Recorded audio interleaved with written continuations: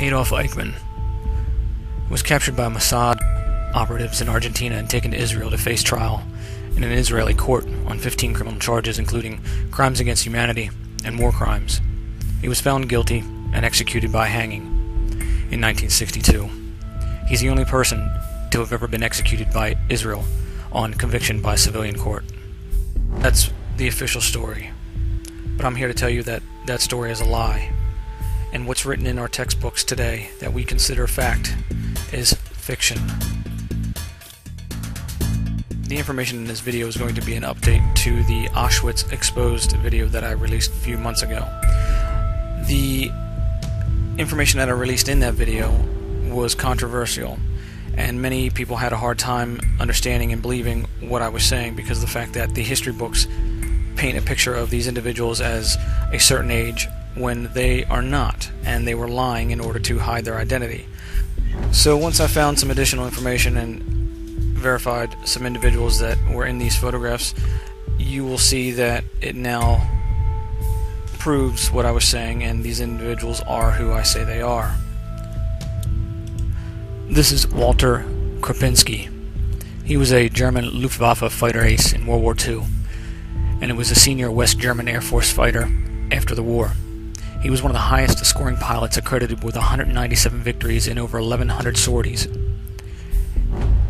Krupinski was said to have died in 2000. Well, I'm telling you, he's still alive. He's friends with Michael Greenberg, who we see here in the photographs, him and Maurice Strong. Of course, Maurice Strong is Eichmann, and Maurice Greenberg, who is Michael's father, is Joseph Mengele. So we see all the friends getting together and meeting up in Switzerland, and also in Russia, where they are in this picture. Now you can see by the scar on Krupinski's arm that this is definitely him, and you can match it to the photographs back that are verified as him during the war. As you can see by his chin as well, he took it pretty hard when he crashed a few times.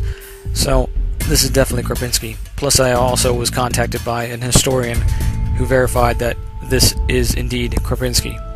So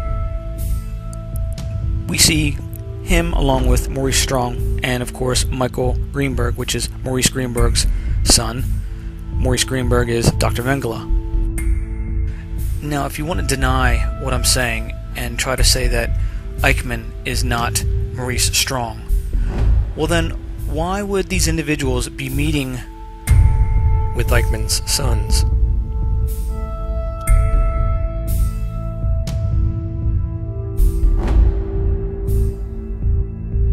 So do you believe me now? If you still want to believe what's written in the books, or the lies that they told so they could stay in hiding, well then, that's fine. I can't help you anymore, other than for those who do believe me and want to find these individuals and hold them accountable, well, you might want to start looking here. Now, as for Eichmann, who I believe is considered today Maurice Strong, as we see on the left a known photograph and accepted photograph of Maurice Strong, and the individual on the right, which comes from Vicky Greenberg's Picasso web album. So when we examine this image closer, we can see that he's had two cysts removed on his ears, so therefore it's changed the shape of his ear at the top of the lobe, but the rest of it's the same. He's also had a rhinoplasty done and taken the hump off of his nose, which you can see there's a dramatic difference, but the end of the nose is still the same. He's also had his chin resurfaced, and that's about it. Maybe a skin peel, but you can still see that the individual is the same, and that is Maurice Strong. Now, Maurice Strong is Eichmann, which is very easy to see because of the fact that pre-nose job and all the other work that he's had done, he looks exactly like he did back when he was wearing the Nazi uniform.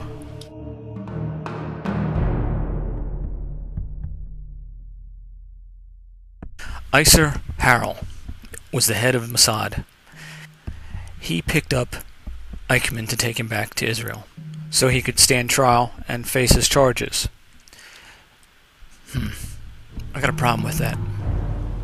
You ever seen what Icer Harold looks like? I don't think you have, because if you did, you'd know that this story is bunk. Because here's Icer Harold. Icer Harold is Eichmann. So the scam, the fix was on from the beginning. This person didn't die, this person wasn't executed, it was a complete sham and a dog and pony show put on by Israel to let people think that they killed the person that is accused of these crimes against humanity. Now let me drop another bomb on you. Now I'm not a historian, but from what I've read so far and using my understanding of this family and the photographs that we have, I can put together a picture a little bit different than what the history books tell us. Now, Israel was founded after an attack that was launched on the hotel, the King David Hotel. In that hotel, there were British forces that were at the time trying to negotiate peace between the Israelis and the Palestinians. The Israelis considered them an occupying presence and wanted them out, so they blew the hotel up. The people that were involved in blowing the hotel up were a group called Igran. It's the first terrorist group that we have basically that is documented. Now one of the lead individuals in that group that planted the bomb was none other than Icer. So you can see, as head of Mossad, a year later, that was his payback for him doing that job. Now, as rumor has it, today, Mossad is run by Michael Greenberg. This I cannot verify because it's difficult to pin these people down, and the information that is released in books and published is usually not correct, and it's usually there to throw you off, so they keep their identity hidden. So I hope this additional information has painted a much clearer picture of the power that Maurice Strong, Maurice Greenberg, and Michael Greenberg have in the community. Since they are the ones that are controlling this country and calling the shots, and are well respected because of their past and, of course, Michael with his present position, you see that they are the ones that are behind the majority of the problems that we are having because of the fact that they are sticking to that mentality of the Nazi, which is the National Socialist, and the Zionists mentality that created that Nazi party back in Germany during World War II. So socialism is on the menu. That's what they want. As I've said in the other videos, it's a sharing of the wealth for the little people, and that wealth is the scraps that the richest elite give us to share.